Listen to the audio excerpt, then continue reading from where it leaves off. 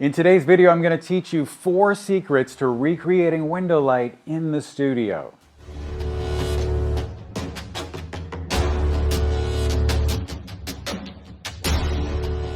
Welcome back, everyone. If you could please like and subscribe, I would really appreciate it. So when it comes to recreating window light, the first thing we have to ask ourselves is, what exactly is window light? On the surface, it's just some photons coming through the glass opening and then hitting our subject. But what we really have to ask ourselves is, are we trying to recreate direct sunlight coming through a window, or are we trying to recreate light coming through a window on a cloudy day? Maybe even indirect light coming through a window on a cloudy day. If you will, that northern exposure type of window. The former is going to feel more edgy, and it's going to be the type of lighting we would probably use for a fashion shoot or when we want just a little bit of grit. And the latter will feel more pleasing and perhaps be something that we would refer to as more beautiful. It's the type of lighting that you might want to use for a subject that wants to appear a little younger, or maybe it's just a vibe that you're going to be going for that day. It's really up to you. There's no hard and fast rule that says that a fashion image has to feel edgy, or that an older person needs to be photographed in soft light. You can really choose which approach works for you based on your personality or the side of the bed that maybe you woke up on that morning. So in order to recreate that direct sunlight look, the first thing we should think about is how that light is created in the real world. Basically, what are the general characteristics of that type of light? I've always heard that the sun, if it were a light source, would be the size of a dime or 1 centimeter across, about 60 feet away or 20 meters from your subject.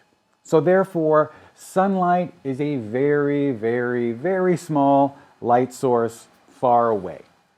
When that light, that direct light, passes through a window, it scatters just a little bit. You can see that in this example here that I captured in my office. It's not exactly the quality you would expect from a bare light. And then, of course, that light will strike your subject and possibly the background, and then it will bounce around the room, which causes that light to fall into the shadows ever so slightly and make them appear less dark.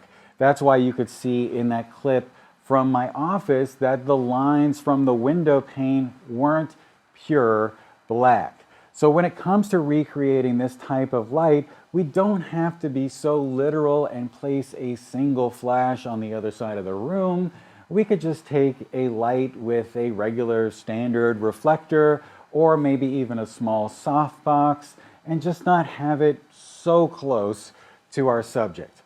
Keep in mind that lighting a portrait is about conveying a feeling and not building a rocket to put a man on the moon. So you don't have to take things all the time in a real literal sort of fashion. We're just trying to convey an emotion and a mood.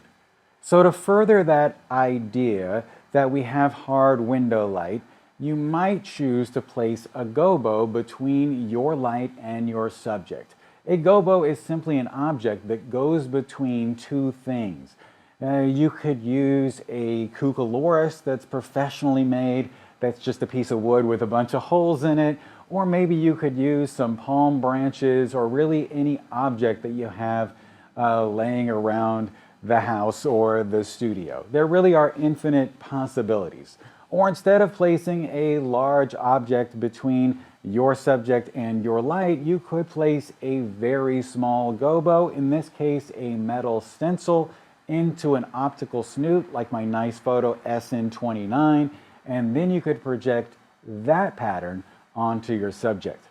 On the other hand, if you wanted to create a window on a cloudy day, you could use a very large light source. Well, relative to your subject, because the larger the light is relative to your subject, the softer it would be. You could use a big octabox, or you could use an umbrella. it really doesn't matter just so long as it's really big and takes up a lot of space in the subject's field of view.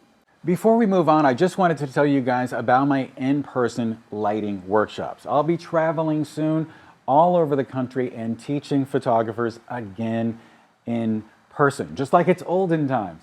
The great thing about these workshops is I get to interact directly with the attendees and help them learn lighting. I start off with only one light and then I go up to 3, 4, sometimes 5. And I make sure that everyone understands the concepts and has a good idea about where to place the lights, how to change the brightness of each one relative to one another, and really learns lighting. So for more information, just go to johngress.com/workshops. The next thing you're probably wondering is, where should that light be placed? The Dutch master painter Rembrandt often posed his subjects next to a window, but at a slight angle. If we think about the hours on the face of an analog clock, with the photographer standing at 6 o'clock and the subject in the middle, the light for Rembrandt lighting would be placed at about 4 or 8 p.m. In these positions, you'll end up with a triangle of light under the subject's eye opposite the window. Or, to look at it in a different way, you'll create a shadow from their nose that falls across their face and intersects the cheekbone shadow on that side of their head opposite of the proverbial window light. It's the same exact thing, but two ways to look at it or express it. So our first secret was the light source, and the location where it's placed is the second. The third secret is the fill. And what I mean by fill is light bouncing off of something and then falling into the shadows. One way to do this would be to place a V-flat on the side of your subject opposite of that window in order to reflect that light back in to those shadows. Not only will we use a V-flat in this position to increase dynamic range, it will decrease contrast and in many cases create more pleasing light, which will have the side effect of making your subjects look, well, less wrinkled. Hopefully I don't look too wrinkled today. And the fourth and final trick is to use flags to block where the light from the window is going, essentially taking on the function of the window frame. This will help you create and keep that light from spilling onto the background or onto the floor, and you don't have to use commercially available flags. You could simply use a V-flat or a piece of foam core from the office supply store just in order to channel that light so that it only hits your subject's body and maybe falls off, from mid-chest going down, or so that it doesn't directly impact the background and just causes it to be a little darker overall. That way, the light will direct your viewer's attention to your subject's face and not have them focus on things that really don't matter, like drawing attention to their shoes or their pants and things like that. Anyway, guys, I hope that all made sense. If you have any questions or comments, please leave those below. And as always, happy shooting, take care, call your mom, and I will talk to you guys soon.